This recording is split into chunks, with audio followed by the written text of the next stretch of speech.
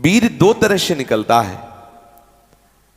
एक तो जो घातक है वो उसी के शरीर से निकलेगा जिसने हस्तमैथुन किया है या गंदी क्रियाएं करके बच्चापन से ही वीर को नष्ट किया है। जैसे 12-13 वर्ष की अवस्था है और उस अवस्था से आप अपने कुसंग के कारण वीर का नाश कर रहे हैं, तो कुछ वर्षों तक हस्तमैथुन करने वाला या अन्य गंदी चेष्टा करने वाला ये नहीं जान पाता है कि इसके द्वारा मेरी हानि हो रही, वो नहीं समझ पाता, क्योंकि जीवनी शक्ति भगवान अपनी तरफ से देते हैं। वो बिल्कुल ना खाए और हस्तमैथुन करे तो भी उसको समझ में नहीं आएगा। कुछ समय के बाद जब उसकी स्थायी जीवनी शक्ति से क्षीण होना प्रारंभ हो जाएगा, तब उसे वो लक्षण जो हस्तमैथुन करने से नाश ऐसे उस प्रसंग में बताया गया, वो लक्षण उसके जीवन में उत्पन्न होने लगते हैं। ये जो हस्तक्रिया के द्वारा शक्ति का नाश करते हैं, ये प्रतिक्षण काम से युक्त रहते हैं। इनके हृदय में वही चिंतन चलता रहता है। बालक अवस्था से लेकर के यौवन अवस्था तक देखिए आप, इनकी आंखों में देखिए, न तेज होगा न इनकी गंभीरता होगी, बहुत चंचलता, निस्तेज आंखें होगी, चेहरा पीला पड़, जब देखो तो ऐसा लगता है कि शर्मिंदा हो रहे हैं, मुंह छिपा रहे हैं, ऐसा लगेगा। पहला लक्षण है। दूसरा, कुछ इतने निठल्ले ऐसे दिखावटी स्वभाव के, ऐंठ में, अकड़ में, गर्मी में रहते हैं, ये वीर शक्ति के नाश का लक्षण है। गंभीरता नहीं, शांति नहीं, उदारता नहीं, धैर्य नहीं है, वो अपने को बड़ा बड़ा दिखाना चाहते हैं, ये सब उसके नाश के लक्षण हैं। जिनका चेहरा आनंद में, देखते ही हृदय में आकर्षण, ये ब्रह्मचर्य का लक्षण है। चेहरा देखो तो उजड़ा हुआ दिखाई देता है, लगता है बिना रोते हुए भी रो रहे हैं, वो सब सिकुड़ गया चेहरा ऐसा, जैसे किसी घर में आग लगा दो इसके बाद दर्शन करो तो कैसा लगता है, वो ऐसे ही उसका चेहरा होता है जिसने अपने जीवन से खिलवाड़ किया है। जो स्वभाव से ही रुक्ष, चिड़चिड़ा, क्रोधी, बात बात पे एकदम रूखा, चेहरा पीला पड़ रहा है, फीका पड़, वो चेहरा पीला प्रेम का नहीं, वो चेहरा प्रेम में पीला पड़, प्रेम में नहीं, यहां काम की बात हो रही है। मुख पिया आई फिर गई, बदल गए तन रंग, ये प्रेम का लक्षण नहीं, ये काम के लक्षण की यहां बात हो रही। वो मुर्दा की तरह निस्तेज, खिन्न छिन्न ऐसे ही घूमता रहता, कोई लक्ष्य नहीं, कोई उद्देश्य नहीं, बात बात में आलस्य, बात बात में गुस्सा। जो गालों में बिना कोई गुलाबी कुछ लगाए जो गुलाबी दिखाई देती है वो ब्रह्मचर्य की होती है, और जिनके ब्रह्मचर्य क्षीण हो जाते हैं, झाई पड़ जाती है। देखो देखने में तो लगता है, क्योंकि बोले कितने को, बोले 18 के, 18 में तो उसकी दुर्गति हो रही, तो 28 और 48 में क्या होगा। जो काले दाग चेहरे में पड़ने लगते हैं, आंखें धसी नजर आती हैं, गाल पीले नजर आते हैं, नाक के आसपास काले काले दाग यहां ऐसे प्रकट हो जाते हैं, ये सब लक्षण हैं जो उन्होंने अपनी शक्ति का नाश कर दिया। जो इस वीर शक्ति का नाश करते हैं वो बिना बुढ़ापे के सारे लक्षण बुढ़ापे के उनमें होते हैं। कमर में दर्द है, चला नहीं जा रहा है, थोड़ी चढ़ाई में हांफने लगे, अब अवस्था कितनी, बोले 18 की। इस अवस्था में तो मतलब दिशाएं भी कांपे, वो अवस्था है, अब तो दिखाई नहीं देता कोई जवाल।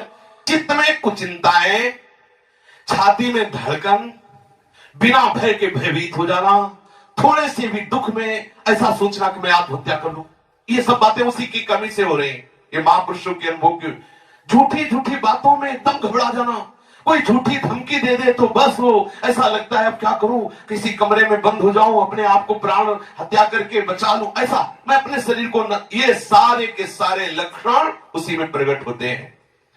जो ब्रह्मचर्य का नाश करता है, नींद ना आना या सोना तो कुंभकर्ण की तरह मुर्दे की तरह सो जाना, आलस्य, जरा जरा देर में वो निरुत्साहित बातें, आंखों में जलन, भारीपन, ये सब स्वप्न दोष अधिक होना, ये सब उसी के लक्षण है जो आपने गलतियां की है। अब यदि वो किसी संग के प्रभाव से हस्तमैथुन बंद कर देता है तो उसका वीरपात होगा। अगर वो 3 दिन में वीरपात करता रहा है तो 3 दिन में वीरपात होगा, पक्का होगा, क्योंकि उसका अभ्यास बन गया है। अगर आप ठीक नियम से चलेंगे तो 6 महीना लगेंगे आपको उसको कवर करने में, 6 महीना लगेंगे। और अगर आपने प्रमाद स्थिति की, वो तो निकल ही जाता है, फिर हमको करने से क्यों मना किया जाता है, तो आप देख लेना कुछ समय बाद आपकी हालत बहुत गंभीर हो जाएगी, जो आप बता भी नहीं पाएंगे किसी से क्या गंभीर हो जाएगी। आप ऐसे ही साधारण क्रियाओं में ब्रह्मचर्यहीन हो जाएंगे। तो जो नव युवक जन है, साधक जन है, वीरपात में यदि उनका कोई स्मरण नहीं रहा और वीरपात हो रहा तो घबराने की जरूरत नहीं। और यदि स्वप्न में आपने स्त्री आदि का संयोग देखा, या कोई ऐसी घर्षण आदि क्रिया हुई, या कोई ऐसी कामोत्तेजना जनित और फिर आपका वीर्यपात होता है, तो आपके गंदे विचार और पूर्वाभ्यास के कारण होता है। यह बहुत ही गंदी बीमारी है जो आपको अंदर ही अंदर खोखला करती जाएगी।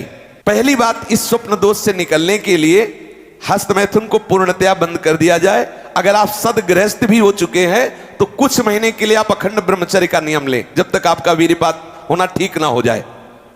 आप वो हानिकारक जो कामोत्तेजना बढ़ाने वाले भोजन हैं उनको छोड़िए, जैसे अत्यधिक नमक, बहुत कड़वी लाल मिर्च, और जैसे बहुत ही वो मीट मसाला आदि जो बहुत ही कड़वा तीखा, ऐसा गरम मसाला, और बिल्कुल गर्मा गर्म भोजन। ये आपके स्वप्न दोष के ठीक होने की बात है। यदि आप स्वप्न दोष से बचना चाहते हैं तो अत्यधिक नमक, बहुत कड़वी मिर्च, बहुत ही वो उष्ण गर्मा गर्म भोजन, बहुत गर्म मसाले से बना हुआ भोजन, और अत्यंत खट्टी चटनी, जैसे इमली की है, कच्चे आम की चटनी है, और मांस। ये जो लोग कहते हैं कि मांस ताकतवर होता है, तुम्हारी चर्बी बढ़ा देगा, ताकत नहीं। ताकत कहते हैं संकल्प शक्ति को। ताकत शरीर शक्ति प्रधानता नहीं होती। संकल्प शक्ति का एक महात्मा पूरे समुद्र को अंजुलि में पी गया। देखो, संकल्प शक्ति, शरीर की शक्ति एक सीमित शक्ति है, संकल्प शक्ति एक महान शक्ति है। जो ब्रह्मचर्य से युक्त होता है उसकी संकल्प शक्ति बढ़ती है।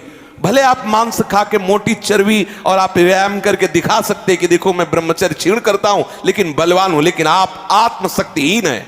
वो आपका मोटा हो जाना बलवान नहीं है, आपके सुंदर सुंदर मांसपेशियां निकल आना वो बल नहीं है। आप शक्ति, बलवान वो है जो आए हुए आंतरिक वेगों को सह जाए। आए हुए आंतरिक वेग को जो सह गया वही बलवान है। ये जो मछली, अंडा, मांस खाते हैं ये कभी इस रोग से मुक्त नहीं हो पाएंगे। और जो लोग कहते हैं मैं तो खाता हूं मेरे अंदर नहीं, विश्वास मत मानना, पक्का झूठा है वो। जो शराब पीता है वो अपने वीर्य को पवित्र नहीं रख पाएगा। चाहे गृहस्थ हो, चाहे व्यापारी हो, चाहे किसी भी तरह की स्थिति में हो, सावधान हो जाओ, ये शराब आपके जीवन को नष्ट कर देगी। ब्रह्मचर्य में अपने आप एक उन्माद है। थोड़ा अंगूर, मीठे संतरा, सेव, अनार, ये स्वास्थ्यवर्धक वस्तुएं आप ले सकते हैं, लेकिन ऐसे वस्तु जो आपके ब्रह्मचर्य को नष्ट करें, ये पहले भोजन छोड़ें। ध्यान दीजिए, आप पहले ऐसे व्यक्ति का संग छोड़ें जो हस्तमैथुन कराने के लिए उत्साहित करे, या जो गंदे आचरण में, चाहे वो स्त्री साधक हो या पुरुष साधक, दोनों सावधान। ये रोग एक में ही नहीं होता, ये रोग दोनों शरीरधारियों में होता है। कामोत्तेजना दोनों को आती है। गंदे संग के कारण दोनों साधक गंदी आचरण कर बैठे हो, दोनों इस रोग से पीड़ित होते। पुरुष तो इस रोग को प्रकट कर देता है, माताएं बहनें इस रोग को प्रकाशित नहीं कर पाती, लेकिन पीड़ित होती है इस रोग से। यदि सावधान उपासक न चले तो चाहे स्त्री शरीर हो चाहे पुरुष शरीर, उसको कष्ट होता है। दूसरी बात इसमें सहयोग है 4 बजे उठना। ये जो लोग सुबह 8 बजे तक 9 बजे तक सोते रहते हैं और सोचते रहते हैं कि हम ब्रह्मचर्य रह पाएंगे या स्वप्न दोष से निकल पाए, कभी नहीं हो सकता। भगवान सूर्य जब उदय होते हैं तो आपकी आत्मशक्ति नष्ट होने लगती है। यदि आप उठ करके उनका स्वागत न करें, अर्घ्य न दें, प्रणाम न करें, जग कर भगवान नाम जप न करें, 4 बजे से 6 बजे तक का समय पूरे 24 घंटे के लिए पावर वाला समय है। यदि उस समय आप सो रहे हैं तो वो हमारी बात भी ना सुने, वो इस काबिल नहीं कि इसको धारण कर सके। जो सुबह 4 बजे से 6 बजे तक सोएगा वो ब्रह्मचारी रह ही नहीं सकता पक्का। कुछ लोगों को लगता है कि 1-2 बजे ही स्वप्न दोष हो जाता है, 4 बजे की आवश्यकता नहीं। तुमने गलत आदतें की, तुमने अपनी नस नाड़ियों को इतनी घर्षण शक्ति से कमजोर कर लिया है कि रोकने की क्षमता नहीं रखी। तो आपको उदास नहीं होना, ऐसा भोजन छोड़ो, ऐसा संग छोड़ो और 4 बजे जगो। जगने पर तत्काल आप बासी पानी पिए, तांबे के पात्र में रखा हुआ पानी, और